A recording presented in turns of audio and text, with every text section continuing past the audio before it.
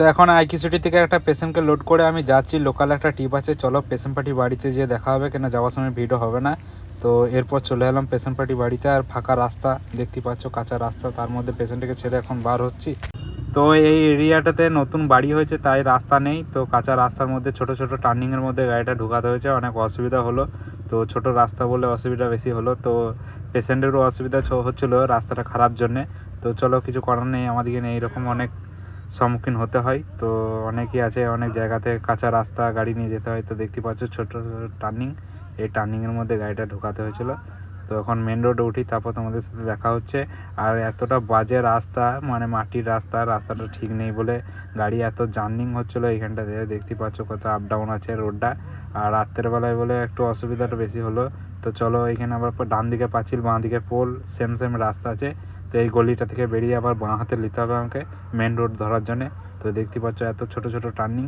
তো এখান থেকে আবার বাঁ দিকে নিলাম, আর এক হাতে ক্যামেরা করছি, তাই একটু অসুবিধা হচ্ছিলো। তো মেন রোডে উঠে গেছি, আর মেন রোডটাও খুব একটা ভালো নেই। তো ফাইনালি যে জায়গাটাতে আছি, সেই জায়গা থেকে এখন বেরিয়ে যাবার পর মেন রোডে উঠবো। তো দেখতে পাচ্ছ রাস্তার অবস্থা এত খারাপ, প্রচুর গাড্ডা। আর এই জায়গাটা আমাদের দুর্গাপুরের মধ্যেই আছে, বেশি দূরে কোথাও নেই। লোকালি এসেছিলাম আমি পেশেন্টের ছাত্রে। আর এখন 10:30 টাইম হয়ে গেছে, ঠিক আছে, রাত্রে 10:30 হয়ে গেছে।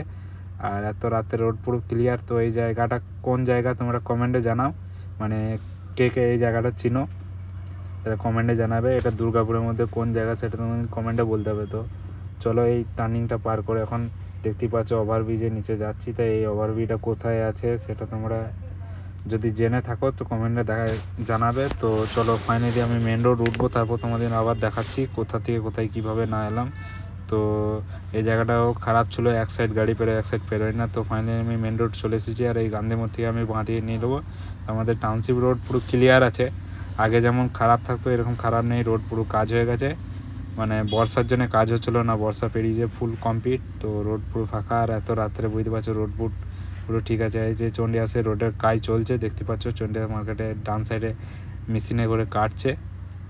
বাঁ দিকে আমাকে নিতে হচ্ছে, এই দিকটাতে বাঁ দিকটাতেই কাটছে, ডান দিকে নিতে হচ্ছে।